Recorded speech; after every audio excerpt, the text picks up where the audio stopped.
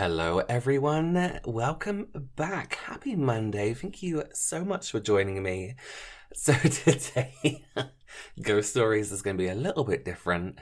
Even though last week or week before, whenever it was, I was like, we're back to normal. Well, unfortunately, I had some surgery on my hand, which I thought would be less of a big deal than it was in terms of the bandage situation and the stitches and the cut and the way they got into my hand. And I thought I'll be fine to carry on doing makeup. And I thought I would have a little bandage and everything will be good. But that's a completely different situation. I can't actually use my right hand at all. So I can't do makeup.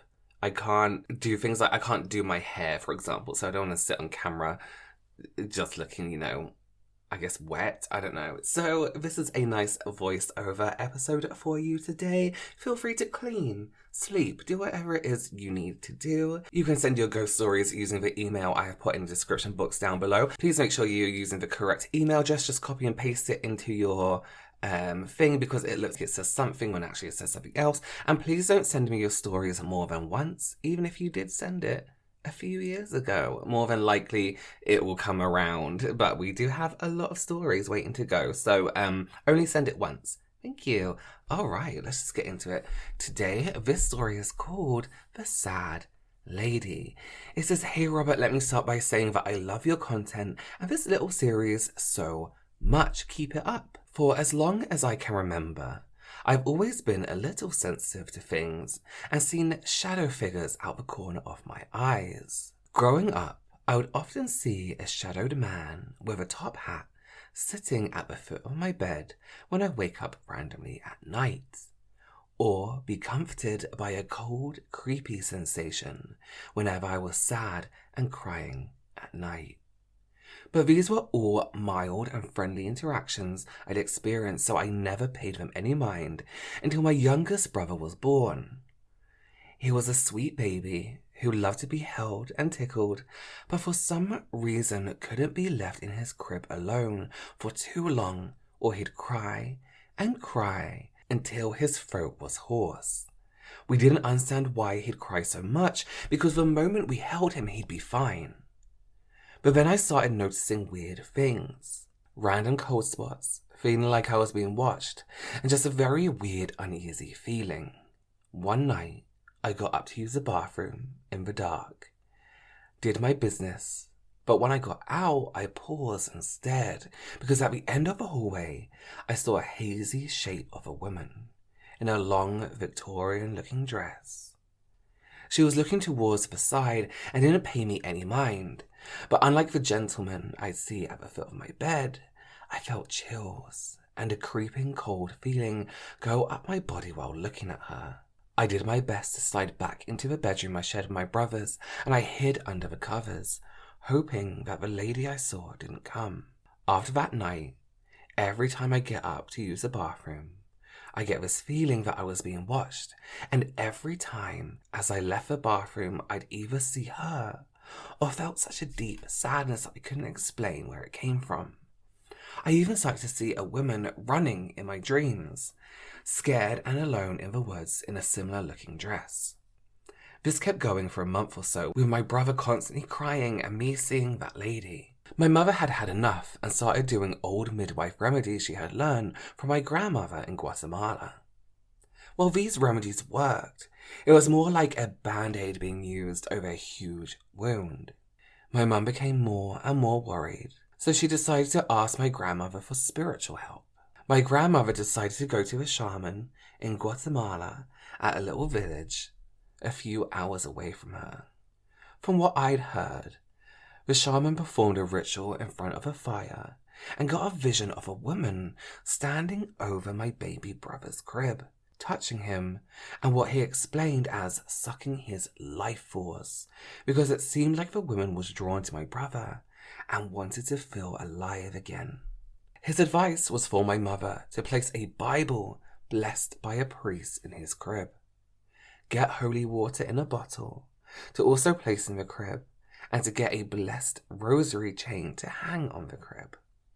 My mother did exactly what the shaman had suggested, and once that was done, my brother got a good night's sleep. He didn't cry as often and was a happier baby than before. but I still felt the lady's presence when I wake up and see her from time to time, along with the weird dreams of a woman running.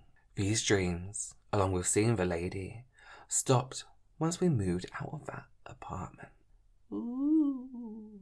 That's a very hocus pocus witch to suck the life force from a child. Maybe she just wanted to be young forever. Who can blame her? Well, I'm glad to hear it all stopped. That your family is safe now. We have another story, and this is called The Voice Over the Radio. It says, "Hi Rob, I absolutely adore your channel. Thank you for being a no-nonsense YouTuber. Thank you. I have learned so much from you. My story isn't a ghost one, I think, but it's still creepy and I have no explanation for what happened. About 3 years ago, I was driving to work. I was doing an early shift, so it was about 4 in the morning. I was listening to music from my phone via a radio transmitter. If you don't know what that is, it's a cord with a dial that plugs into the cigarette lighter and into your phone. You set the dial to a radio station, and you set your car radio to that same station, and it picks up the signal and plays the music you select on your phone. During one of the songs I was playing, the signal started to weaken and get crackled. The song stopped, and the woman's voice played through the speakers of my car. It said, 'Please help me. I don't know where I am.' She sounded really distressed and worried. The music continued. I was internally freaked out. My eyes started to water. What the hell was that? I kept saying to myself. I thought, that's not a part of the song, is it? It wasn't. It was a Red Hot Chili Pepper song. And I played it over and over to listen for the woman's voice when I got home that day. I still have no explanation for this 3 years later. My car could be haunted, but nothing like this has happened to me since. But I think I picked up a walkie-talkie signal from someone who was lost in the Perth Hills of Western Australia. That honestly seems more likely. I think about this often, and who that woman is, and if she's okay. Maybe it was a ghost who really didn't like your music choice, and they're like, what can I do to stop them from playing this song again? Let me just creep them out and associate that song with a lost woman. Okay, we have an audio up next, and this is called Happy Birthday.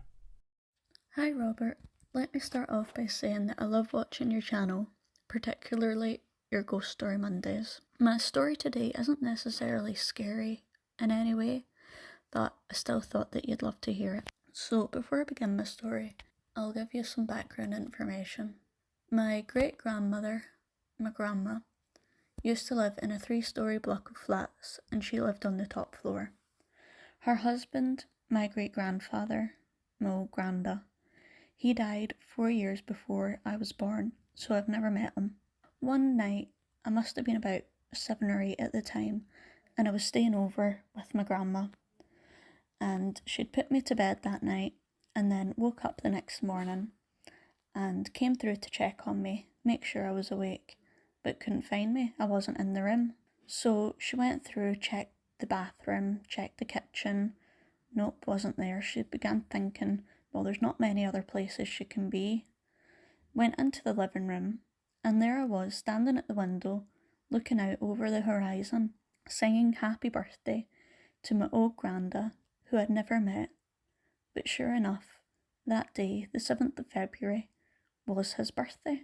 Also, when I was about 3 or 4, the way I would hold my hand if I wanted a drink would be the same way that he would have held his hand if he wanted a wee drink. And they said that there were quite a few similarities between me and my old granda, even though I'd never met him. So that's my story. I'd like to hear your thoughts. Bye. Thank you so much for sending in your story. Reincarnation can be crazy. If you think that's what it is. Or maybe we have a lot of stories where a relative who has passed previously has always spoken to the child since they were born. Maybe you had a connection that you can't remember now, but used to have with your granddad. That's cute. So our last story today, before we take a look at some TikToks, is called Aliens. You can send me your alien stories too. We love aliens.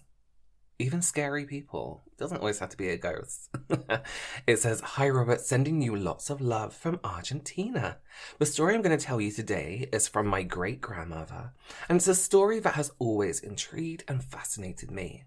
My great-grandmother, who was called Delphina, lived in a farm in the middle of nowhere, with her 12 siblings and her parents.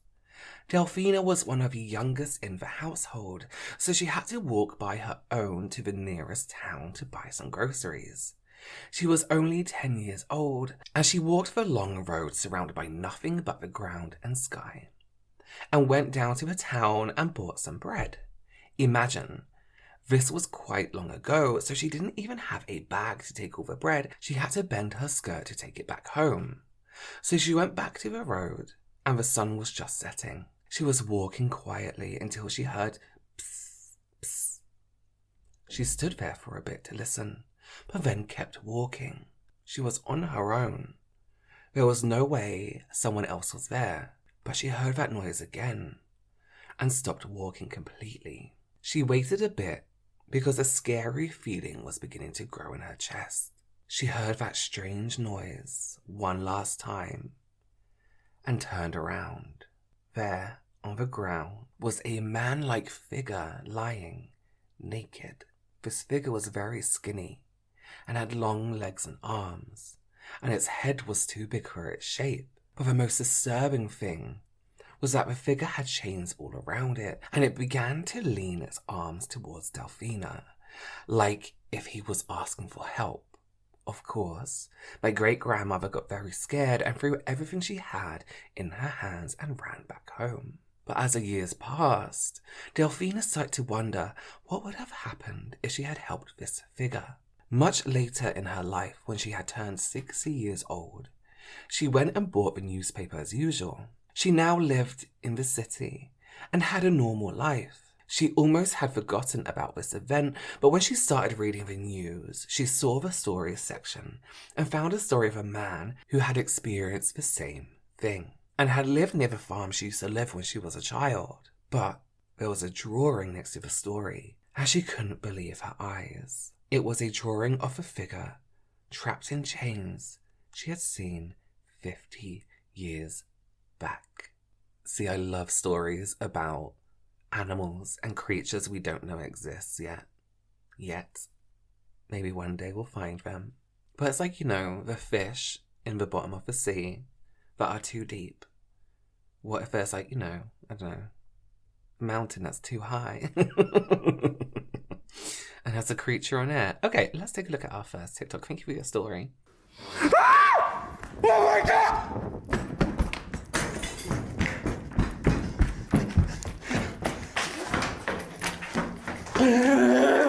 Get me the fuck out of here!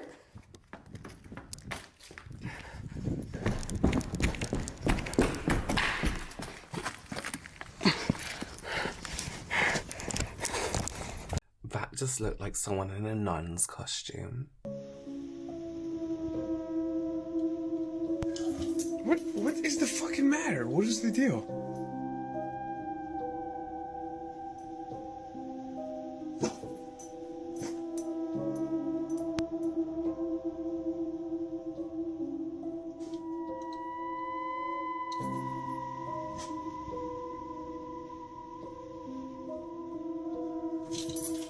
What the fuck?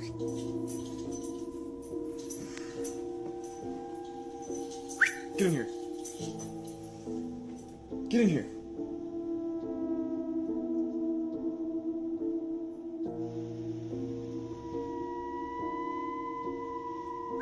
Get in here. What is the deal? Astrid, you're freaking me out. Come here. Come here. Here's the deal, right? One, dogs are far smarter than humans when it comes to this kind of thing.